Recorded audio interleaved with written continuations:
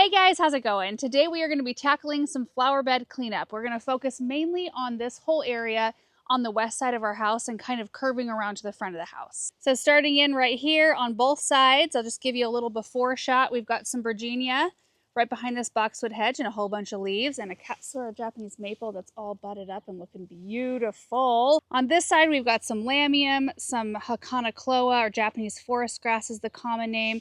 We also have a hedge of little lime, no, are they little lime punch? I think that's what they are.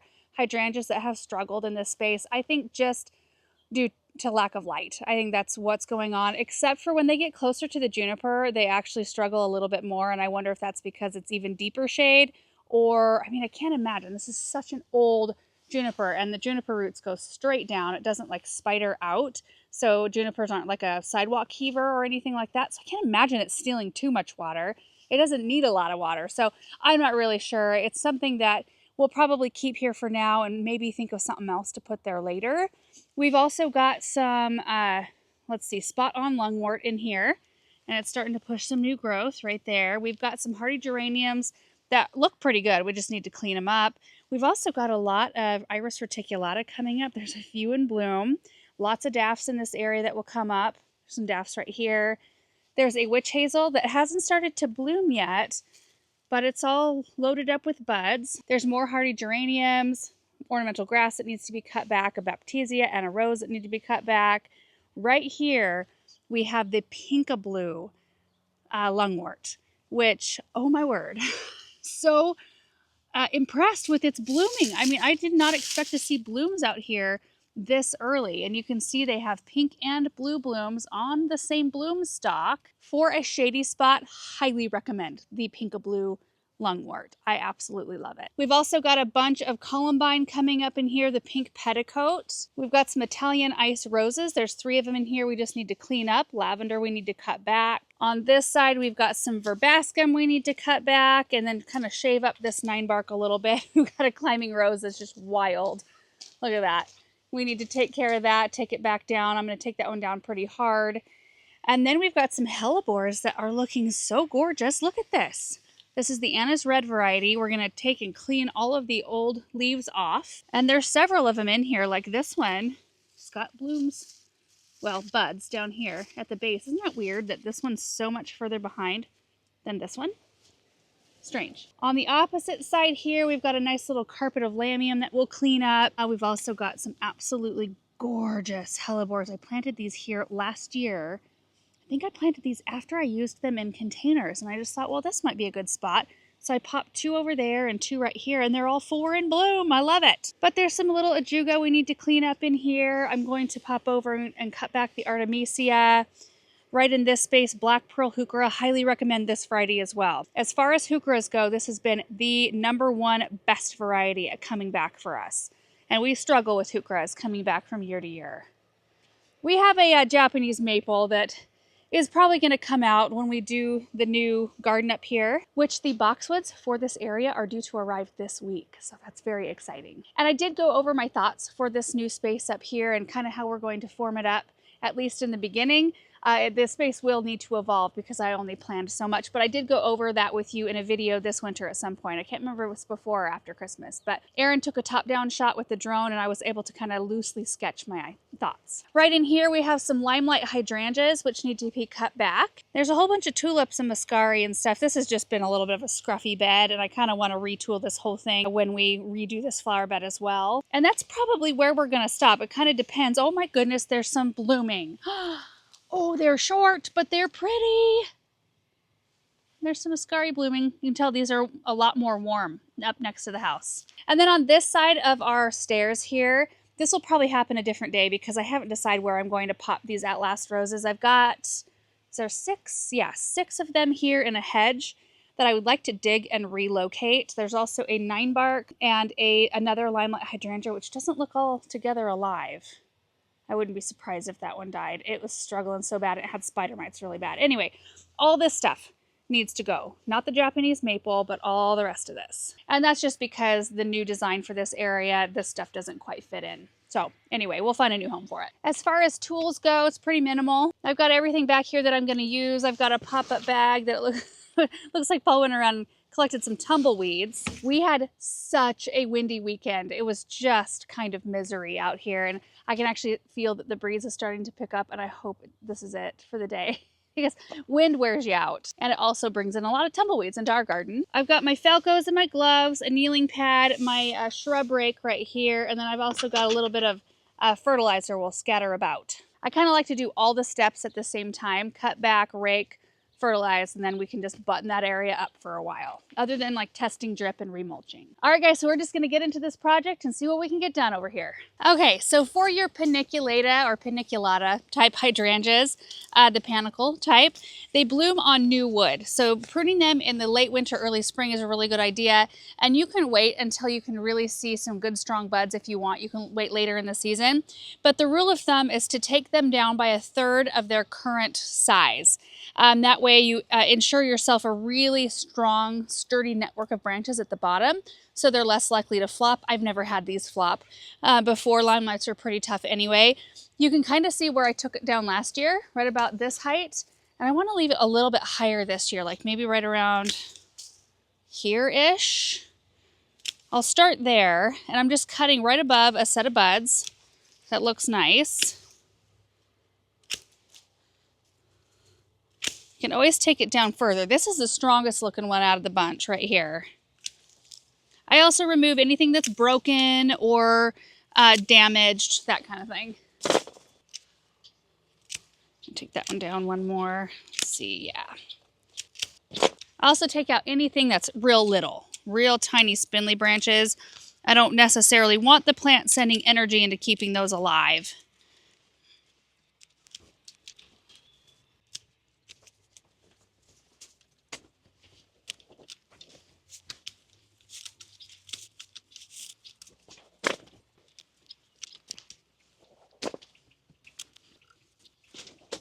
Got to come around the front to reach the other side. Here you go, Russell.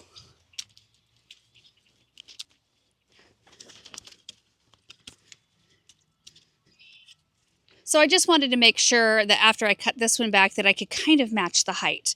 And I think I can, because you can see where I made my cuts last year right in here. And I'll just make the cuts pretty close to just right above, you know. So like, for example, you can see, let me move that. You can see where I made this cut last year. I'm just going to probably go 1 or 2 nodes above that, like maybe right here, and make my cuts. And then I'll probably follow the same sort of thing on the rest of these.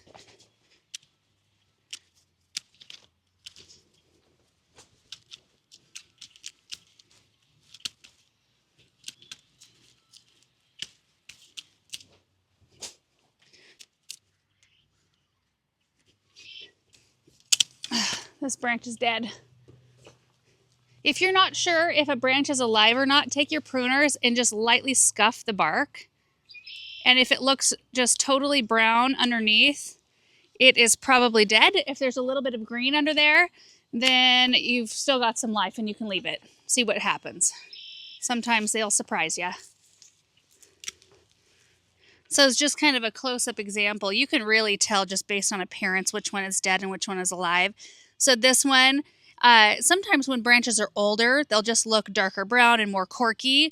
But this one has no like visible buds, while this one has definite buds. You can see them right here. They look nice and fresh. So if we take our pruner and just lightly scrape the bark, that one's all brown underneath. But if we scrape the bark on this one, it's hard to do one-handed, you guys. Hold on. See if I can hold this differently. There we go.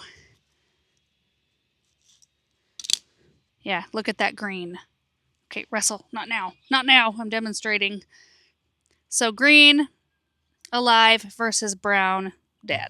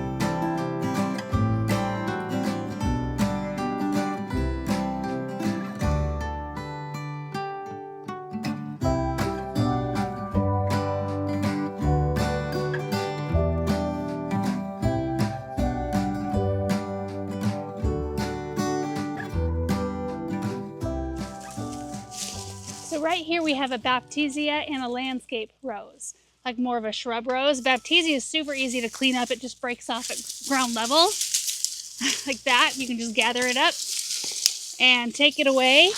And then our landscape rose, these typically don't need to be pruned a whole lot, but I like to clean them up a bit. So I'm going to take it down, take the wild growth down, and thin it out just a little bit.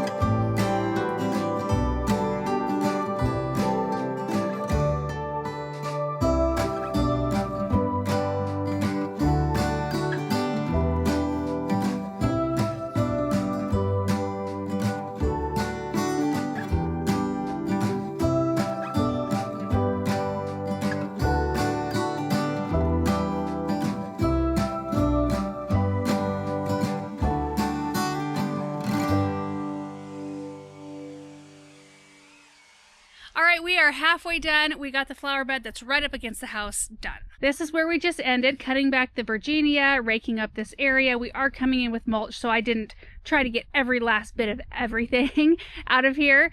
We will test the drip, and then we'll remulch over the top of this area, and that will look really nice. And then you can see we're going to pick up here in a minute to finish this side. Right in this space right here, I got to the most like egregious piles of leaves, you know, that I had collected in between our AC units. But I did not go after this area that's got all the juniper berries because there's daffodils in here. And, you know, after they're done, we'll come in, cut back the foliage, and do a rake out at that point. And that way I don't have to rake over the top of all that foliage. And it's not bad. And I kind of like the juniper berries. They bring a brightness to the area. There's a big hosta right here, a Empress Wu. And last year it did so beautifully. And then there's a Woo La La hosta that comes up right there. There's a witch hazel. I think we already talked about that. Just kind of picked up things here and there, cut back this ornamental grass, cut a little dead spot out of this boxwood right here. I don't know what's going on there. This space looks so much better without the baptisia, and cleaning up that rose always is helpful. Our weeping white spruce is doing really well. It used to get a little bit more sun than it gets now, but we are still in the morning. So the sun is still making its way right here. And then you can see this opening right in here. That's where sun comes in. It's like the only sunny spot in this area. Cut back the verbascum right in here and raked it out. And then I trimmed off every branch that was coming this way. And I walked right here. Not that we're walking immediately against the shrub, but I didn't want anything hanging over the edge. And it'll do its best job at trying to get there again this year after it starts putting on new growth. But it brings a really beautiful red tone to this area. Our climbing rose, look at that. That's better. My word, it was overgrown. It had just gone for it. And then the hellebores here all slicked up, looking really nice. And the black pearl heuchera, I just try to do a general cleanup. I don't go through and like hand pick every crummy looking leaf. That would take forever. Usually it's just a matter of going around the outside, like lifting up some new growth and then trimming the outer leaves, which you can see here. There's still stuff that I could go through and pick out, but most of the time the new growth, you know, once it starts getting a little warmer and these put on more growth, it'll cover over all of that. You won't even notice.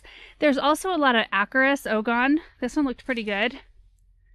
It's a really pretty green with yellow variegation grass, but I did cut back several that were looking a little bit spent. So took care of that in there. Bunch of muscari in this bed. All the grassy, the darker green grassy texture. And then all of our hydrangeas all pruned up, looking really nice. And I was toying with the idea of putting quick fires or quick fire fabs in here. I might still do that. I don't know. The quick fire and quick fire fab bloom way earlier than limelight, and they tend to be a little more like full of bloom all the way to the bottom, or at least in my experience. The ones that I have out in the south garden, which is primarily where I'm getting my experience with those, they're not super old yet, not nearly as old as these, so time will tell with growth habit and that sort of thing. And the limelights have been nice up here, but they are fairly late to bloom. And I don't know. I was just thinking maybe we would do a switch up. But either way, I do plan on coming in with perennials this year. I always try to plant annuals here, and it's always a little bit of a bust, kind of like the golden rain tree area. It's one of those really weird, like half sun, half shade, full shade sort of areas. And I need to figure out something that will handle all of it. I mean, I could put surefire begonias up here. That would work because they can handle all of it and they would provide some color. I might do that. I don't know. But I was thinking of just coming in with something, just like one thing, and just packing it out so that it's pretty all the time and that I don't have to fight with it anymore. But overall, this whole flower bed on this side is looking so nice. Nice and clean. Loving it. Now, we got to do this one. But I do have one other really exciting thing to share, and we will take a look after we're done with all of our cleanup. But Malad Tree Farm, they're here with another great big pine that they're installing. We decided to grab a couple more trees out of that field that we've talked about, that we had the good opportunity to get a really great deal on the trees. We decided to put a few more in the dirt land, so we'll go take a look at that. I haven't even looked at it. I mean, I can kind of peek through trees and see that it's there, but I haven't even seen it. It looks really wide. Anyway, that's exciting today. Okay, so now we are going to take off down this side, which won't take us very long. I'm not going to do much pruning at all on the hydrangeas. I'm just going to clean up the spent blooms. I'm just going to let them be and see what happens. And then we just have a few roses and perennials to clean up. So we'll slick that up pretty quick. Let's do it.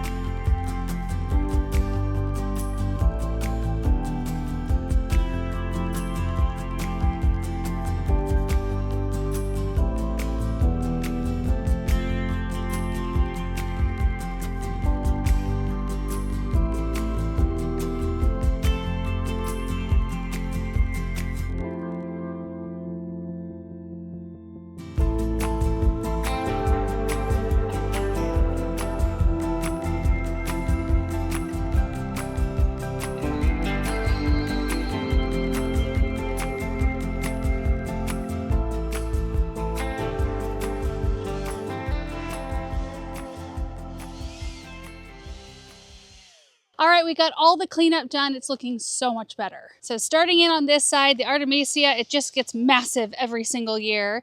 And it's funny because it doesn't get very much sun, yet it just flourishes in this spot right here.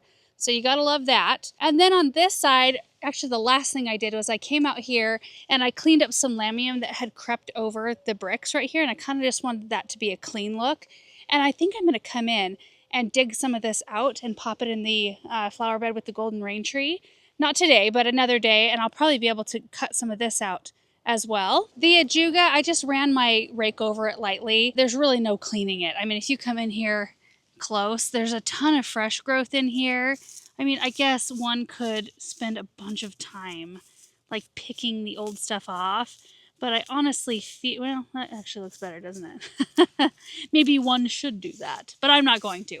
I'm just gonna let the new growth just overtake the old growth, and I think we'll be fine. I used to be super fussy about plant cleanup, and now I'm like, as long as we get it almost there, we're fine.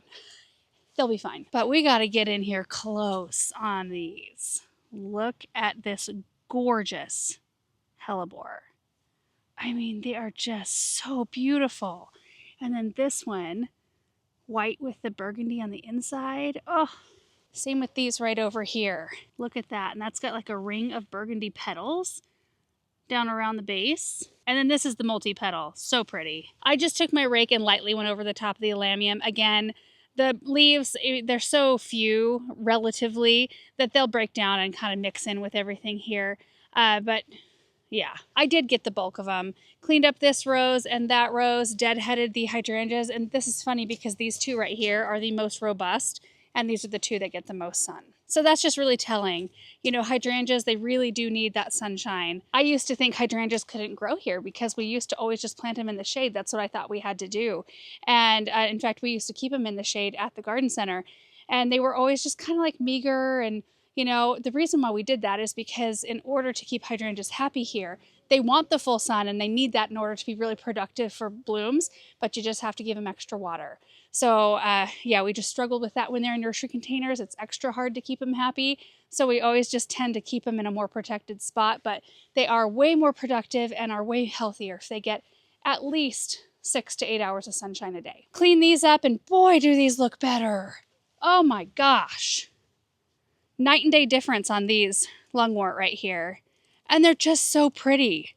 I really would like to get my hands on more of these and fill in any blank spot in this space. I would love it to be full of lungwort because even when it's done blooming, which they bloom for a really long time, like we'll probably still have blooms at the beginning of June, but even when they're done, their foliage is so gorgeous, that green with the silver variegation, that they're beautiful and shine in a shady spot. Then just did a little cleanup over here.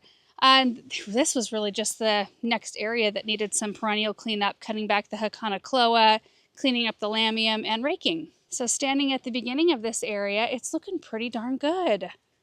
Oh, and now the sun's coming out. Perfect.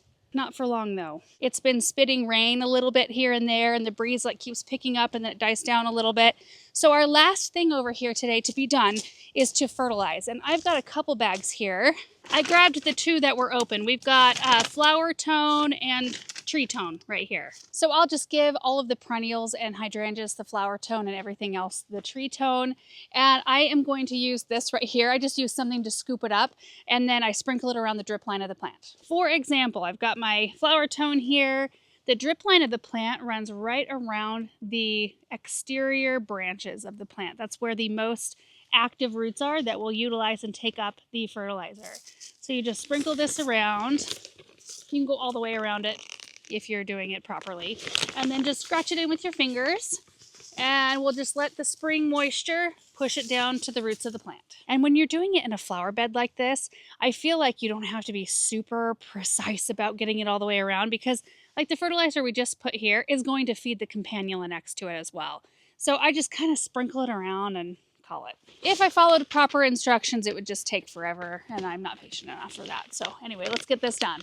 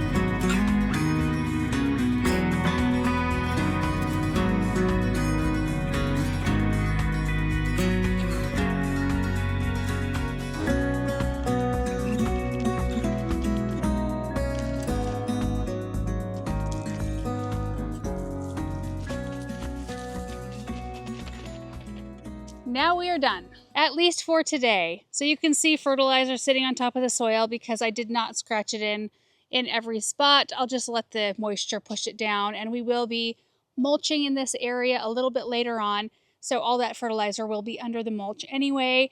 And I've got to, this year, make this a priority to hide that. I've got some ideas on what I'm going to do, and I think it's going to work out great. I just have to do it. And then the next time we're in this space, we'll probably be planting up that urn. That's always exciting when pots around the garden start filling up with color. So far, the only ones that we've planted are the ones right around the Hartley, which I've been enjoying so much. But I think we could pretty much, I mean, we've got 127-degree night on the forecast, but the pansies have been through that already, the ones that are outside, and they look really good. So I think we're pretty good to go for it. But now that we are done in this area, I want to go take a look at the new Austrian pine that was installed. I think that might be the only one that comes today, and we'll just show you there's 2 more coming. So as those other 2 show up, we'll just show you on whatever days they end up getting here. I can see it. Oh my word. It's so big. It looks like a round tree. Oh, that is so pretty. And it's so round. Oh my word. And you can see where the other 2 are coming right next to it. So that will be really fun. We actually strategically planted these to be a screen as you enter our property over here. It'll screen our neighbor's house just a little bit more and give them more privacy and just make a nice green view. We'll run up there. I don't know if we'll be able to see it from that distance, but we'll run up there so you can see kind of where this one's positioned. Or maybe we can go just into the pasture, the same trajectory. That is beautiful. Oh my goodness. I love all the pine cones too that have been arriving in our garden. I'm going to be able to forage in our own space, which is so wonderful. I don't know what size this trunk is. And there's no guarantees on trees like this, you guys. Because as you know, these came from that field that we're getting a good deal on them because they laid neglected for years and years and they weren't root pruned or treated or anything. I mean, they were just left to their own devices. And when you have trees that you are growing specifically to dig at a larger size, then you have to get in there, root prune them from time to time and take care of them in a specific way. And these haven't had that. So far though, the ones that we had installed last fall, they've all made it through winter. They all look really good. So we're just hoping that they all make it through this first summer. And then of course with these as well. But check this out. This is the size of hole we're dealing with. Here's my foot for scale. I don't know how wide these are, but they are just massive, massive holes. Oh, I love it. Love it so much. Okay, let's run out into the pasture paddock area so we can take a look. There's the strawberry moon catalpa we planted the other day. That's perfect. Right in between the blue spruce and the green pine. Love it.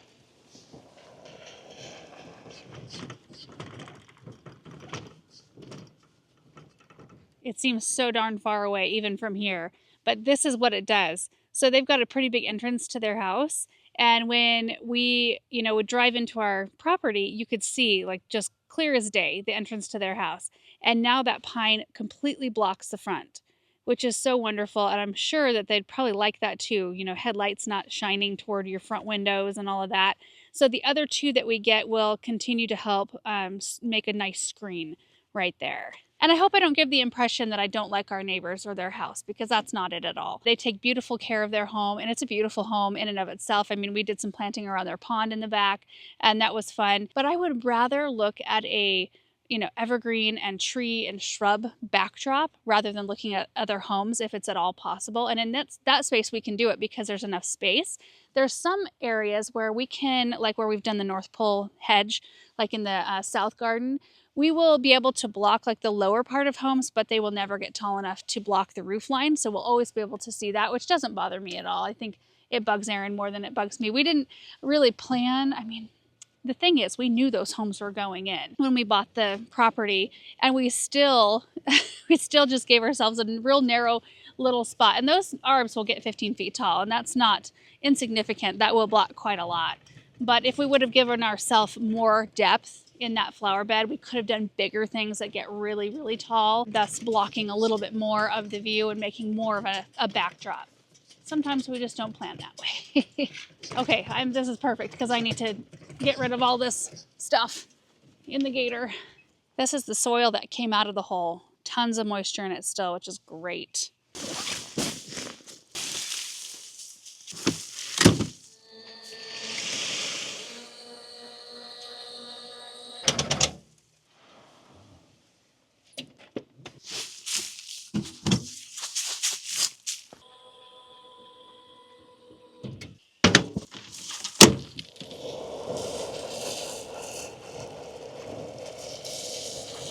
Oh, look at it from this angle. Wow.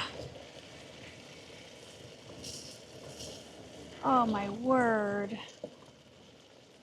That is a beautiful tree. And you guys, that is going to be it for today's project. I'm super happy to have that west side flower bed area done. That's always such a sweet spot. I love it over there so much. I love to work over there, and the plants look so much better. And it always just feels good when things are cleaned up, fertilized, and just ready to go for the season. And I was looking forward to coming out here the whole time to see this pine tree, to see what it looked like, because we actually didn't pick this one out. We just told him, bring a nice looking pine. Doesn't matter. It doesn't really matter. Just bring a nice one. And boy, they picked a really fun one. I love it. So anyway, thank you guys so much for watching this video. I hope you enjoyed it. I hope you're having some really great weather where you're at, and we will see you in the next one. Bye.